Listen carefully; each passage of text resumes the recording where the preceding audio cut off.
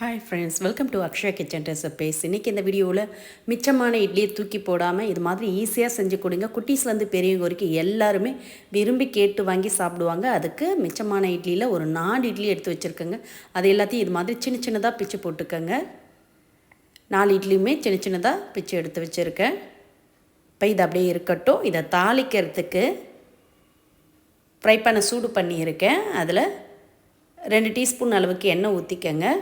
எண்ணெய் சூடானதும் 1/2 டீஸ்பூன் கடுகு, 1/2 டீஸ்பூன் சோம்பு, 1/2 டீஸ்பூன் ஜீரகம் சேர்த்து எல்லாம் நல்லா பொரிஞ்சு வரட்டும். இந்த அளவுக்கு நல்லா பொரிஞ்சு வந்ததும் இதோட ஒரு மீடியம் சைஸ் வெங்காயத்தை பொடியாக கட் பண்ணி சேர்த்துக்கங்க. கூடவே 2 பச்சை மிளகாவையும் பொடியாக கட் பண்ணி சேர்த்துட்டு இதோட ஃப்ரெஷ்ஷான கருவேப்பிலை கொஞ்சம் சேர்த்து நல்லா வதக்கிக்கங்க. வெங்காயம் கண்ணாடி பதத்துக்கு இது மாதிரி வதங்கி வரட்டும். வதங்கி வந்ததும் இதோட 1 டீஸ்பூன் அளவுக்கு இஞ்சி பூண்டு விழுது சேர்த்துக்கங்க. சேர்த்து அதையும் நல்லா கலந்து விட்டுடுங்க. இந்த அளவுக்கு நல்லா கலந்த பிறகு இதோட சின்னதாக ஒரு பழுத்த தக்காளியை பொடியாக கட் பண்ணி சேர்த்துக்கங்க. பெரிய தக்காளி பழம் சேர்க்காதீங்க. சின்னதாக ஒரு தக்காளி பழத்தை பொடியாக கட் பண்ணி சேர்த்திங்கன்னா போதும். சேர்த்து நல்லா வதக்கிக்கங்க. தக்காளி நல்லா மசிய இது மாதிரி வதங்கி வந்ததும் இதை அப்படியே ஓரமாக்கிடுங்க. இப்போ அடுப்பை மீடியம் ஃப்ளேமில் வச்சுட்டு இதில் 2 முட்டையை உடச்சி ஊற்றிக்கங்க. 4 இட்லிக்கு 2 முட்டை கரெக்டாக இருக்கும். இப்போ 2 முட்டையை உடச்சி ஊற்றிட்டு இதோட கொஞ்சமாக மஞ்சத்தூள், கொஞ்சம் மிளகாய்த்தூள், கூடவே 1/4 டீஸ்பூன் கரம் மசாலா பொடி நல்லா சுற்றிலும் பரவலாக தூவிக்கங்க. கொஞ்சமாக உப்பும் சேர்த்துக்கங்க. இட்லியில் ஆல்ரெடி உப்பு இருக்கும்.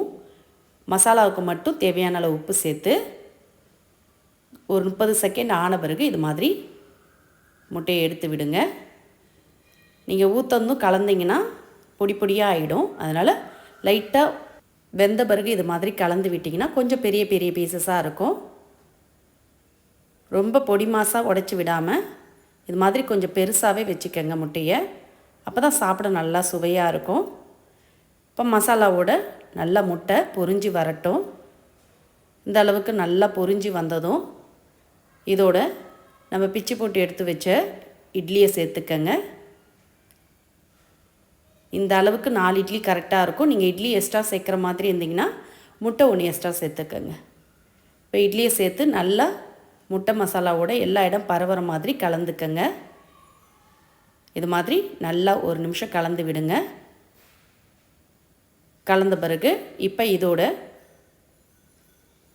1/2 டீஸ்பூன் அளவுக்கு மிளகு பொடி சேர்த்துக்கங்க.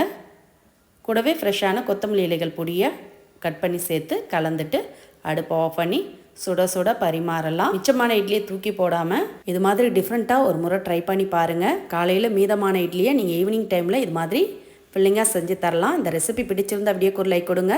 மறக்காமல் நம்ம சேனலையும் சப்ஸ்கிரைப் பண்ணிவிடுங்க. இந்த வீடியோவை ஃப்ரெண்ட்ஸ் அண்ட் ரிலேட்டிவோட ஷேர் பண்ணுங்கள். நன்றி, வணக்கம்.